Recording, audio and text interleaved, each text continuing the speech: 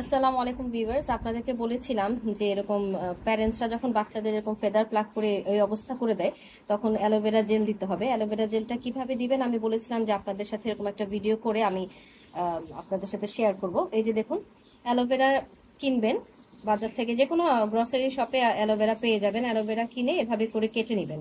কেটে এই যে দেখেন, এভাবে করে জুসটা বের করবেন। করে এই যে যেসব জায়গায় ফেদার প্লাক করেছে, ভালো মতো দেখাচ্ছি ক্লোজ করে, যেসব জায়গায় ফেদার প্লাক করেছে ওই সব জায়গাতে ভালো মতো এরকম আস্তে আস্তে করে ঘষে দিবেন।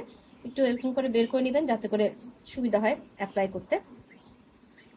এই যে এই জায়গাগুলিতে এভাবে করে অ্যালোভেরা জেল দিয়ে দিবেন। অ্যালোভেরা জেলটা দিলে ওদের জন্য আরাম তো হয় এবং আল্লাহর রহমতে খুব তাড়াতাড়ি এই লোমগুলি আবার গজানো শুরু করে। এবং প্রতিদিনই আপনাদেরকে, যতদিন না পর্যন্ত লোমটা পুনরায় গজাচ্ছে, ঠিক হয়ে যাচ্ছে, প্রতিদিনই মিনিমাম 2বার করে অ্যালোভেরা জেল আপনাদেরকে অবশ্যই অ্যাপ্লাই করতে হবে। দেখুন আমার এই বাচ্চাটাকে একদম ওদের প্যারেন্টস এত খারাপভাবে প্লাক করেছে ফেদার, একদম খুবই খারাপ অবস্থা। বাকিগুলোকেও দেখাই।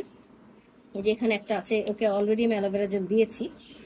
এখানে আরেকজন আছে, আর এই যে এখানে আরেকটা, প্রত্যেককেই দিব। তো এরকম যখনই দেখবেন যে এরকম অবস্থা, মানে মাথার থেকে অনেক সময় ফেদার প্লাক করে, অনেক সময় পুরো শরীরের মধ্যে ফেদার প্লাক করে, আস্তে আস্তে করে আপনারা এরকম করে অ্যালোভেরা জেলটা অ্যাপ্লাই করে দিবেন।